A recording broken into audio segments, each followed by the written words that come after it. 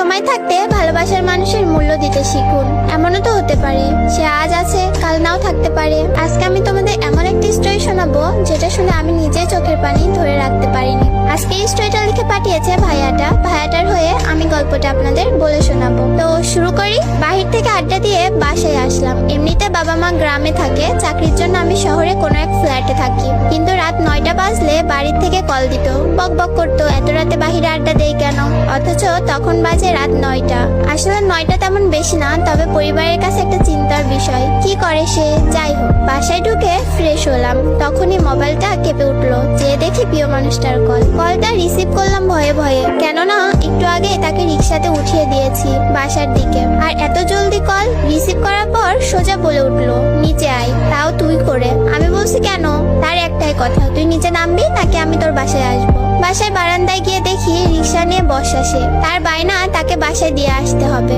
বললাম, তুমি আগে কেন বলনি? তার এক কথা, নিচে নামবি না বাসায় ঢুকবো। বাসা থেকে বের হওয়াটা সহজ নয়, কেননা বাড়িওয়ালা করা নির্দেশ রাত 11টার পর বাহিরে থাকতে পারবো না, আর থাকলেও গেট লক হয়ে যাবে, ঢুকতে পারবো না। যাই হোক, রাত বাজে 9টা, হাতে এখনো আরো 2 ঘন্টার সময়। বের হয়ে রিক্সায় উঠে তাকে তার বাসায় নামিয়ে দেয়, আর সে ততক্ষণ আমার কাঁধে মাথা রেখে তার স্বপ্নের কথা বলে যাচ্ছে।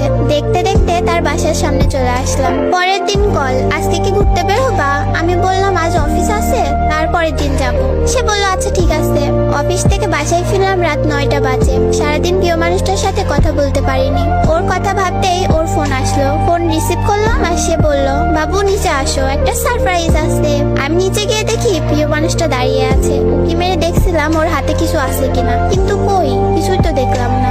ভাবলাম পাগলিটা চুমু খাবার জন্য এসেছে, তাই ওকে চুমু খাবার জন্য ওর দিকে এগিয়ে যাচ্ছিলাম। কিন্তু আমাকে ধাক্কা দিয়ে পিছিয়ে গেল আর বলল, এখন চুমু খেতে হবে না, রাতে অনেক খেতে পারবা।